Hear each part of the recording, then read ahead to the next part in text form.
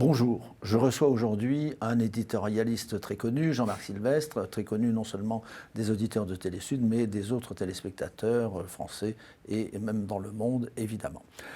Cher Jean-Marc, les vacances vous ont peut-être permis, si vous n'avez pas eu de soucis de Covid, de réfléchir beaucoup à cette campagne présidentielle qui va commencer. Le président Macron devrait annoncer sa candidature bientôt. Je serais surpris qu'il ne le fasse pas. Quel est votre sentiment sur la façon dont les choses se présentent ? Alors, sur le terrain politique ou sur le terrain économique plutôt ? Moi, je n'ai pas beaucoup de légitimité sur le terrain politique. Alors, commençons par sauf que de remarquer que c'est un peu incohérent, ça part un peu dans tous les sens au niveau politique, puisque la gauche n'existe plus, la droite, elle est très éclatée. Donc, il va quand même falloir attendre un petit peu avant de pouvoir mesurer les positions des uns et des autres. Ce qu'on voudrait avoir, c'est des éléments de campagne et des éléments de programme. Et pour bâtir les éléments de campagne et de programme, je crois qu'il faut faire un diagnostic. Et je ne suis pas sûr qu'on soit tous d'accord sur le diagnostic de la situation. Pour ma part, puisque c'est la question, je trouve que la situation économique est bien meilleure que ce qu'on pouvait imaginer et ce que certains disent encore aujourd'hui. On imaginait la catastrophe et beaucoup de mes confrères économistes se sont finalement trompés. Il n'y a pas eu de vague de faillite, il n'y a pas eu de vague de licenciement, il n'y a pas eu de situation absolument désastreuse. Le pays n'est pas un champ de ruines, comme certains l'avaient dit et écrit il y a 2 ans, tout début de la pandémie. Je sais que nous n'étions pas nombreux dans cette profession à penser qu'au contraire, ça pouvait rebondir. Ça a rebondi. C'est-à-dire que dès que les confinements ont été levés, dès que le virus a donné l'impression de s'écarter, ou alors dès que le vaccin a fait des progrès et que nous nous sommes habitués à vivre avec, eh bien l'activité économique a rebondi. Elle a rebondi très violemment en 2021 et elle continuera de rebondir en 2022 puisque le taux de croissance français en 2021 a été de 7% et qu'aujourd'hui nous sommes sur un trend de 5-6% pour 2022 avec des mutations importantes et qui sont porteuses de progrès, de richesse et de création. Alors la catastrophe ne s'est pas produite, les économistes se sont trompés. Moi j'ai la modestie de dire que je ne me suis pas trop trompé, mais il reste quand même des incertitudes, c'est vrai. Des incertitudes parce qu'on a des secteurs qui sont sous tension, on a des prix de l'énergie qui sont relativement élevés et qui sont très corrélés finalement à la situation du virus. On a bien vu, les prix de l'énergie, notamment du pétrole, avaient monté fortement en novembre et décembre parce qu'il y avait une reprise violente de l'activité économique. La demande était très forte, l'offre étant plutôt plus contingentée. Et puis lorsque le variant Omicron est arrivé, les investisseurs ont révisé à la baisse leurs projets, chacun s'est mis un peu aux abris. Et puis là, on voit depuis une semaine que l'Omicron ne va pas être aussi grave ou aussi dangereux qu'on pouvait le penser, que la situation sanitaire est en train de se normaliser, pour ne pas dire se banaliser, un peu dans le monde entier. Je ne sais pas jusqu'à temps. Et donc la reprise a repris, la reprise est repartie très fort, l'activité économique est repartie très fort, les prix de l'énergie, les prix sont remontés à la hausse avec un dollar à 85 $, avec un baril de pétrole brut à 85 $ le baril. Goldman Sachs cette semaine nous annonce un baril de pétrole vraisemblablement aux alentours de 100 $ le baril dans le courant de l'année 2022. La demande est très forte, l'offre est contingentée, il y a des incertitudes sur l'offre, notamment des incertitudes géopolitiques, l'Ukraine, la Russie, tout ça n'est pas bon, l'Arabie Saoudite et le Yémen laissent penser des menaces sur les approvisionnements pétroliers et sur les exploitations. Vous avez la saison qui n'est pas propice, notamment le Canada a dû bloquer un certain nombre de puits de pétrole, d'exploitation, parce qu'il est pris dans les glaces. Donc il reste des incertitudes sur les prix de l'énergie, il reste des incertitudes sur les approvisionnements en matières premières, parce que la Chine donne des velléités, il y a des ralentissements, il y a des incertitudes sur le marché chinois qui, à mon avis, sont sans doute les incertitudes les plus graves que nous avons dans les écrans radars aujourd'hui. Mais globalement, structurellement, les économies occidentales sont reparties pour un train de croissance relativement fort. Alors, il y a 2 ou 3 ans, j'avais dit et écrit qu'on était sans doute à la veille des 30 glorieuses ou des années folles à la fin du 19e. Je garde cette prévision d'une dizaine d'années relativement prospères et fortes, portées par le digital, par la mutation énergétique, écologique, l'environnement. Alors ça, c'est optimiste. Oui, c'est optimiste et ça signifierait que finalement, le président Macron sera réélu. Si la situation économique est bonne, je ne vois pas ce qui d'autre pourrait contrarier ces plans. Alors, je ne suis pas aussi sûr que vous. On peut penser évidemment que lorsque la situation économique est bonne, l'équipe sortante peut être réélue si on reconnaît sa qualité et si on met au crédit de son action et de son quinquennat la réussite économique. Je ne suis pas sûr qu'on mette au crédit Pourquoi le président Macron, parce que le ressenti de la situation n'est pas celui-là. Ça, c'est mon analyse et c'est ce que me donnent les chiffres. Les indicateurs, je les vois, ils sont au vert. Mais le ressenti de la situation économique par les populations n'est pas celui-là. Le ressenti des populations est un sentiment de regret, un sentiment d'aigreur parfois, d'amertume et de difficulté, parce que vous avez des secteurs qui sont en difficulté. Ces difficultés sont relayées énormément par la presse, et notamment la presse politique. Et comme les politiques n'ont pas d'alternative pour le débat, tout redescend sur Emmanuel Macron. Alors s'il reste seul dans l'offre politique, il sera réélu. S'il a face à lui quelqu'un de crédible avec des alternatives qui tiennent compte de ce diagnostic réel et aussi des ressentiments de ces gens. Le pouvoir d'Emmanuel Macron est perçu en France comme un pouvoir un peu solitaire, un peu arrogant, jupitérien. Même si l'expertise et la perspective sont évidemment intéressants. Mais quelle est la personnalité alors qui pourrait s'opposer constructivement, si j'ose dire, à Emmanuel Macron ? Est-ce que c'est Valérie Pécresse? Parce qu'on ne pense pas que ce soit les autres candidats. Écoutez, Valérie Pécresse évidemment est en position d'arriver au second tour. Elle est aussi en position personnelle d'assumer vraisemblablement cette fonction.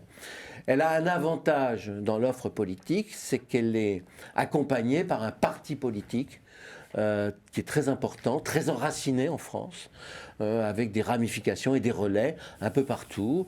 Et donc ces messages peuvent passer et il peut y avoir de ce point de vue-là un booster important et absolument indispensable que n'a pas Emmanuel Macron, parce qu'Emmanuel Macron n'a pas de relais ou n'a pas de relais suffisamment fort dans la société française. Ça descend, c'est jupitérien comme vous le disiez à l'instant. Donc ça peut être ça, mais bon, maintenant on est encore à 100 jours à peu près de l'élection présidentielle, et puis je ne suis pas sûr que les soutiens d'Emmanuel Macron fassent preuve d'une grande cohérence et d'une grande unanimité. Elle a quand même des courants qui sont très très forts. Édouard Philippe est un courant important, et Édouard Philippe travaille à la fois pour lui, mais pour Emmanuel Macron. Il est là, de ce côté-là, d'une loyauté, heureusement d'ailleurs, on est encore un peu loyal dans la classe politique, mais les courants même qui sont au sein de la primaire des Républicains a fait une démonstration de cohérence, mais n'empêche que cette primaire, elle a aussi marqué très fort des courants programmatiques, idéologiques, qui sont importants. Le courant Ciotti est quand même très important dans le couloir de nage occupé par les identitaires, les patriotes. Il y a un courant catholique qui lance le cœur de l'ancien électorat de Fillon, François Fillon. Oui. qui est assez fort. Et puis vous avez encore un courant gaulliste traditionnel. Bon, il faut que tous ces gens-là s'entendent. Alors, vous avez prononcé tout à l'heure le mot de EDF. La compagnie EDF est actuellement dans une situation très difficile à cause des exigences du gouvernement. Les syndicats sont vent debout. Est-ce que c'est sain de faire porter à EDF les problèmes de l'augmentation du coût de l'énergie pour des raisons qu'on peut soupçonner d'électoralisme, c'est-à-dire ne pas faire payer la vraie addition aux consommateurs et la faire payer par EDF. Écoutez, ce qui se passe à l'EDF, c'est une catastrophe. C'est une catastrophe. C'est une catastrophe pour l'EDF, c'est une catastrophe pour le pays, et c'est aussi une catastrophe pour la... Enfin, c'est une catastrophe pour la démocratie, parce que c'est vrai qu'il y a une motivation électoraliste très forte. On peut pas... Sur fond public. J'ai vu qu'il y avait un certain nombre de mes confrères qui émettaient l'idée finalement de créditer les comptes de campagne d'Emmanuel Macron du montant des subventions payées par l'EDF à des fins de calmer la grogne et la rogne des automobilistes. Non, il y a un vrai problème parce qu'on a besoin de l'EDF. L'EDF a besoin de cet argent pour financer son programme de relance nucléaire dont on a besoin si on veut atteindre nos objectifs en matière d'électrification. Je pense que l'électricité et la mobilité, notamment électrique, est le vœu de tout le monde. La décarbonisation de notre énergie est l'ambition qui est partagée par tout le monde. Mais pour pouvoir faire de l'électricité, il faut pouvoir fabriquer de l'électricité décarbonée. Et le seul moyen de fabriquer de l'électricité décarbonée, c'est de faire de nucléaire. Parce que s'il s'agit d'acheter de l'électricité fabriquée avec des centrales au gaz ou au charbon qui viendra de Pologne, je ne pense pas que ce soit gagnant-gagnant. Non. Non, il y a un vrai problème.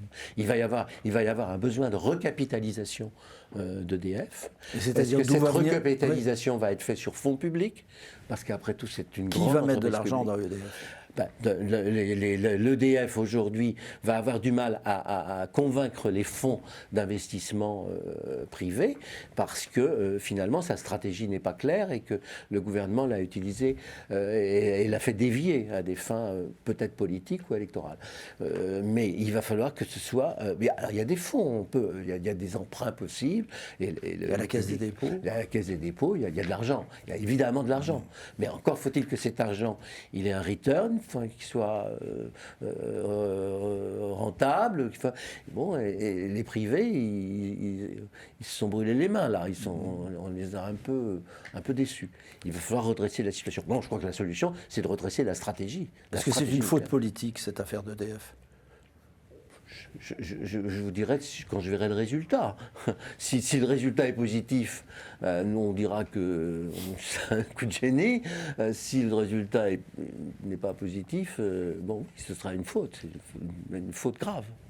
Et il y a un tournant très intéressant qui est intervenu sur la scène européenne à propos de l'énergie nucléaire. C'est que maintenant, ces énergies sont en train d'être classées comme renouvelables.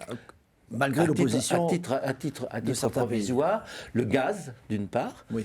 Et je pense notamment à Gazprom, c'est-à-dire à ce qui nous arrive de Russie, et qui est un gaz quand même assez décarboné, grâce d'ailleurs à des industriels français comme Total, et que les Allemands n'osent pas trop utiliser parce qu'ils préfèrent finalement, et ça c'est des mystères qu'il faudra clarifier, c'est un autre scandale, ils préfèrent le gaz de schiste américain.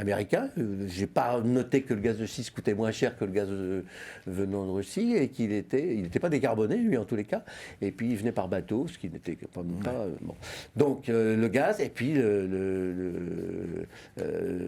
nucléaire. Oui, le nucléaire devient, je vais le dire, écologiquement compatible aux yeux de la Commission européenne, en tous les cas. C'est intéressant et ça va permettre deux choses. Un, ça peut débloquer finalement les lobbies, ça peut les faire réfléchir. Et deuxièmement, ça ouvre la capacité d'utiliser des financements européens et notamment des financements de la Commission pour pouvoir relancer le plan de centrale. Et alors, vous avez aidé l'EDF. Oui.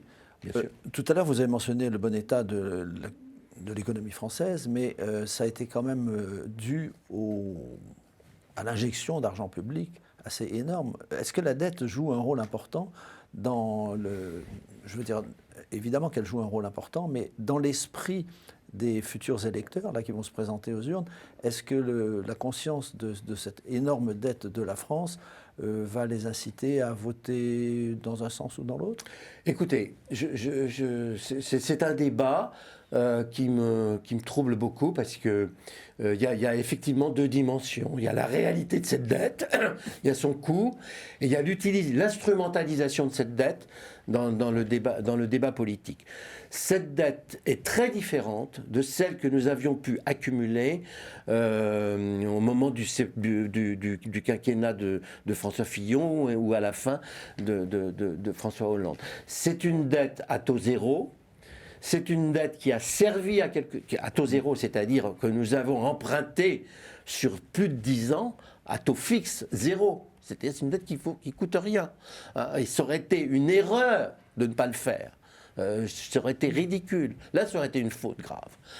Et c'est une dette qui a servi finalement à protéger des actifs de production. On a protégé des actifs physiques de production. Les avions, les camions, les usines, les entreprises n'ont pas été détruites. Il n'y a pas eu de faillite. On n'a pas de fermeture. Et puis on a protégé aussi les actifs humains. C'est-à-dire par le chômage partiel, on a conservé les contrats de travail. Et je suis très frappé parce que cette semaine, si vous qui lisez la presse internationale, l'éditorial de Krugman n'a pas dû vous échapper dans le New York Times, qui est quand même un prix Nobel d'économie, qui a été très sévère à l'égard du socialisme français, des dépenses sociales françaises. Et Krugman a écrit un éditorial qui finalement coup de chapeau à cette politique française qui a permis de sauver le système économique français. Et notamment de sauver le système d'emploi avec les contrats de travail. Et contrairement aux Américains qui ont créé quand même 6 millions de chômeurs et qui sont aujourd'hui dans une panade assez noire au niveau social parce qu'ils ont perdu des emplois et ils ont perdu des salariés. Il y a des gens qu'on ne sait même pas où ils sont. Ils ont disparu, ils ont abandonné leur entreprise et leur entreprise les a abandonnés et ils sont dans la nature et ils alimentent des courants à la fois populistes et de désordre. Et donc, je crois que pour répondre à votre question, la dette que nous avons contractée, elle est très importante. Et je dis que c'est un investissement parce que cette dette-là, elle va se rembourser avec le taux de croissance qui est généré. Et si nous continuons d'avoir un taux de croissance relativement fort, eh bien, nous générerons de quoi rembourser la dette. Tout ça, c'est très logique. Ça a d'ailleurs été salué par plusieurs prix Nobel, dont Tirole, notre prix Nobel français, Blanchard, l'économiste du FMI, qui a considéré dans des notes que ça n'était pas forcément dangereux. Pas dangereux à une condition, c'est que la dette hors Covid, c'est-à-dire hors celle que nous avons, ne progresse pas. Parce que ce qui est dangereux dans la dette française, ce n'est pas celle qu'on a contractée depuis 2020, c'est celle que nous avions contractée avant et que nous continuons de contracter tous les jours pour payer les fins de mois de l'administration française. De la SNCF. De la SNCF, EDF, il n'y en a pas trop, mais de la SNCF, de l'administration, de l'assurance maladie, de l'éducation nationale. Donc on a un effort colossal à faire de réduire les dépenses publiques, de réduire l'endettement public de fonctionnement, d'administration, d'entretien, ou alors d'améliorer l'efficacité de ce système. C'est-à-dire de faire en sorte que les gens travaillent un peu plus avec une productivité administrative un peu plus importante. Nous sommes un des pays au monde où on a fait le choix de moins travailler que les autres. Alors à propos de moins travailler et de l'énergie, il y a la situation aussi de l'industrie automobile qui va être délicate parce que le tout électrique va rendre obsolète des tas d'emplois liés aux moteurs à explosion. Alors, c'est une situation que les constructeurs automobiles veulent mettre dans le débat de la campagne présidentielle. Et je crois qu'ils ont raison. Le président de Peugeot, Citroën, Fiat maintenant, Carlos Tavares, lance périodiquement et encore dernièrement des cris d'alarme sur le danger que représente une mutation trop rapide du système de mobilité automobile. Parce qu'effectivement, ça pose un certain nombre de problèmes. D'abord parce que la mise au point d'une voiture automobile coûte très cher. Une voiture automobile électrique coûte à peu près 50% plus cher qu'une voiture thermique aujourd'hui. Ah bon? Oui, il faut absolument compenser ce prix-là donc par à cause des de la batterie? subventions, à cause de la batterie, à cause de la oui, à cause de la batterie, à cause de l'investissement en chargeur, de la mise au point des moteurs, etc. La voiture elle-même coûte moins cher en main-d'œuvre. Mais en recherche-développement, elle coûte extrêmement cher. C'est un ordinateur, une voiture électrique. Bon, donc ils vont mettre, faut à peu près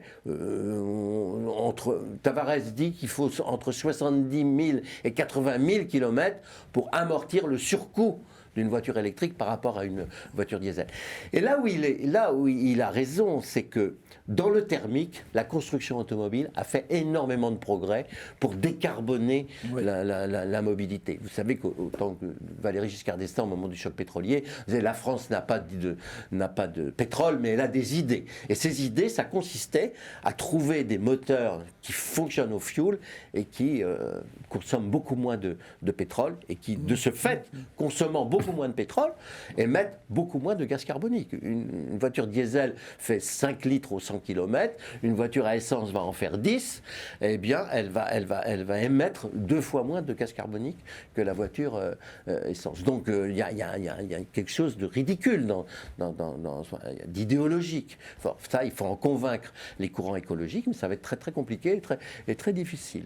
Deuxième chose, il va falloir trouver de l'électricité. Et on retombe sur l'électricité nucléaire, parce que si c'est pour faire de l'électricité avec des centrales à charbon que les Allemands veulent nous vendre, écoutez, franchement, c'est pas. Même les Allemands eux-mêmes, ils comprennent pas. Oui, ils se demandent comment ils vont s'en sortir, parce que c'est absolument impossible avec leurs éoliennes et, en mer. Et il y a un fort mouvement d'opposition qui se dessine là-bas. Oui, parce que remplacer des forêts par des forêts d'éoliennes, d'abord, c'est pas très esthétique, et puis ensuite, je suis pas sûr que ce soit très rentable. Oui, puis les éoliennes, ça ne fonctionne pas toute la journée. Surtout quand il n'y a pas de vent. Oui. Ça, c'est le docteur Lapalis qui avait déjà constaté ça il y a quelque temps. Et donc, je serais très heureux que vous veniez régulièrement pour faire le point de la campagne présidentielle on va attendre le président Macron qui va la déclencher bientôt. Mais en attendant, pour terminer aujourd'hui cette émission, comment voyez-vous les différentes candidatures évoluer à partir du départ de la compétition? Par exemple, tout le monde dit, et justement, quand tout le monde dit, c'est que tout le monde a sans doute tort, que par exemple Zemmour, Hidalgo sont en train de s'effondrer ou de perdre beaucoup de voix. Est-ce que vous voyez une chance à certains de ces candidats, même Mélenchon, de remonter la pente ? Je trouve que Jean-Luc Mélenchon a déjà commencé à remonter la pente. Il est très très bon en campagne. Il a toujours été très bon en campagne. Donc il prend la place du Mélenchon qui s'autodétruit. Là, non, il est en train de se reconstruire. Non, qu'est-ce qui va se passer dans la campagne? Je suis absolument incapable de vous le dire. Je sais qu'à gauche, la partie est perdue. D'avance. On sent bien que Emmanuel Macron voudrait récupérer une partie de la gauche, enfin, voudrait se fidéliser une partie de la gauche responsable, social-démocrate. On voit bien le rôle que peut jouer un Manuel Valls, qui est sans doute macro-compatible sur le terrain politique et sur le terrain économique, même s'il ne l'est pas sur le plan personnel. Bon, mais il conserve encore une crédibilité chez certains de ses amis. Mais la gauche n'existe plus en tant que parti, et quand vous dites qu'on va attendre on pressent l'effondrement d'Hidalgo, vous n'allez pas pressentir longtemps, c'est déjà fait. Bon, ça va d'ailleurs lui poser un problème personnel, ne serait-ce qu'à la mairie de Paris, où je pense qu'il y a un certain nombre de conseillers municipaux qui lui demanderont des comptes. Passons. Reste un problème à droite, c'est-à-dire que vous avez une partie du marché politique tenu par la droite entre Éric Zemmour et Marine Le Pen, vous allez avoir une bagarre là entre les deux et Valérie Pécresse entre ces trois-là pour se partager des électeurs de droite qui ne se sont pas forcément déterminés. Donc ça va être très intéressant et je pense que Éric Zemmour qui ne progresse pas ou qui ne progresse plus dans les sondages et qui a peut-être même tendance un peu à regresser, c'est vrai, vous avez raison, va quand même être en position de faiseur de roi, hein, entre Valérie Pécresse et Marine Le Pen. Merci beaucoup Jean-Marc. Merci. Ce sera très intéressant de continuer à en reparler avec vous. Merci à vous d'avoir suivi cette émission et à bientôt.